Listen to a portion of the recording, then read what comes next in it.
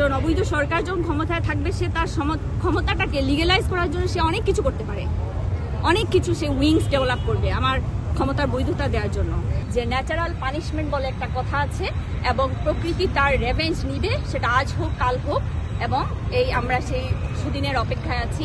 পুরো বাংলাদেশ সেই সুদিনের অপেক্ষায় আছে। বলছিলেন একটু আগে শিক্ষার্থীদের ধরে নেওয়া হচ্ছে, তো এই ক্ষেত্রে আসলে আপনি একটু আগে বললেন যে প্রয়োজনে আপনারাও জেলে যেতে চলে যাবেন, এই বিষয়টা একটু ব্যাপারে এইটা হচ্ছে আমাদের শিক্ষকদের লাঞ্ছনা করা হচ্ছে। আপনারা দেখেছেন আমাদের ব্র্যাক ইউনিভার্সিটির একজন শিক্ষককে ধরে নেওয়া হয়েছে, তাকে রিমান্ড দেওয়া হয়েছে।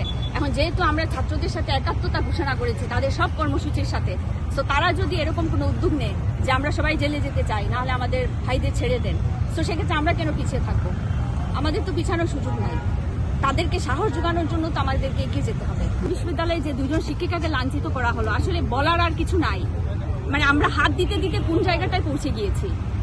পুরুষ শিক্ষকদের ধরে নিয়ে যাওয়া হচ্ছে, রিমান্ড দেওয়া হচ্ছে, আর আমার মহিলা শিক্ষকদের উপর আপনারা ইচ্ছা মতো লাঞ্ছনা করবেন, বঞ্চিত করবেন তাদেরকে।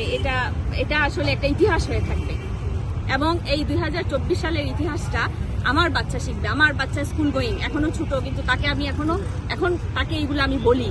একটা সময় মনে হয় বলা উচিত ছিল না, কিন্তু এখন বলি। তাকে শিখতে হবে, তাকে এই দেশের নাগরিক হিসাবে তাকে জানতে হবে কি হচ্ছে এই দেশে।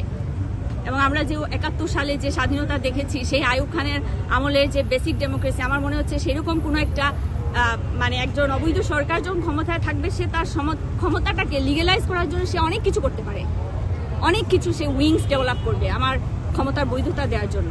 এবং মনে হচ্ছে আমরা সেই যুগে ফিরে গিয়েছি, যেটা এই জেনারেশনের বাচ্চাদের সেন্টিমেন্ট আমরা বুঝতে পারি নাই। তাদেরকে আমরা এতটুকু বাড়তে দেয়া আমাদের ঠিক হয় নাই।